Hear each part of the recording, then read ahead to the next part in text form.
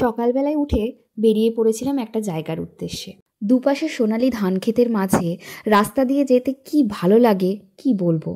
আর তার থেকেও বেশি ভালো লাগে যখন রাস্তার দুপাশে সারি সারি লম্বা গাছেদের লাইন থাকে, তার মাঝখানে হৈ হৈ রই রই করতে করতে আমরা পৌঁছে গেলাম বল্লা।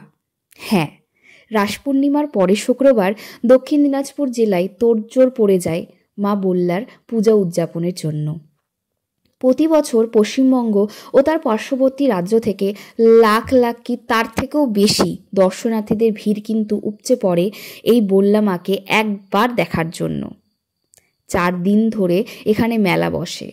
আমাদের বল্লা মা কিন্তু খুবই জাগ্রত। বিভিন্ন জায়গায় বিভিন্ন মায়েরা যেরকম জাগ্রত, তেমনই আমাদের এখানের বল্লা মা।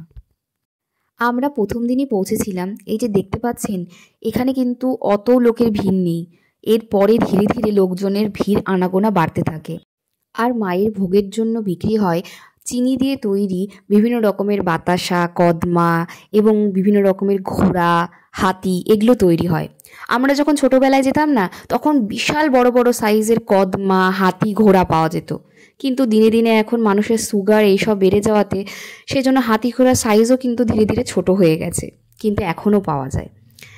এখানে দেখুন, এই যে মানুষজনের এত ভিড় হয়, মানে ভাবা যায় না। যারা মায়ের কাছে ভেতরে ঢুকতে পারে না মন্দিরের ভেতরে, তারা কিন্তু বাইরে থেকে এরকম বাতাসা ছুঁড়ে ছুঁড়ে মায়ের প্রতি ভোগ নিবেদন করে।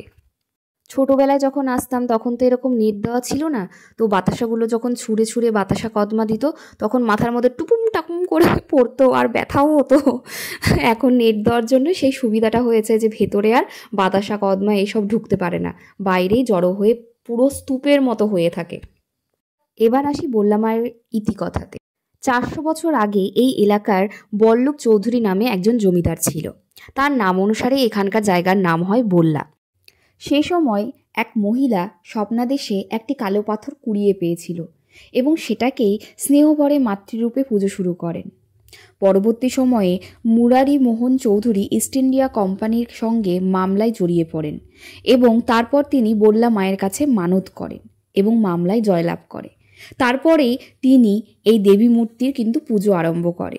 এই মন্দির জুড়ে, প্রাঙ্গণ জুড়ে বিশাল মেলা বসে, বিশাল 2 রাস্তা জুড়ে মন্দিরের আশেপাশে মিলে প্রচুর দোকান বসে, বিভিন্ন রকমের দোকান দেখতেই পাচ্ছেন আপনারা ভিডিওতে। বাচ্চাদের বিভিন্ন রকম খেলনা, বেতের ধামা বা ঝুড়ি, পাটের বিভিন্ন রকমের হাতের কারুকার্যের জিনিস, এছাড়া বিভিন্ন রকম হ্যান্ডমেড জিনিস পাওয়া যাচ্ছিল। প্রচুর খাওয়ারের দোকান, গাছপালার দোকান। যারা প্রথমবার শুনছেন তারা কিন্তু পরের বছর অবশ্যই আসবেন, দেখবেন খুব ভালো লাগবে। পরের ভিডিওতে আবার দেখা হবে। আজকের মতো চলি।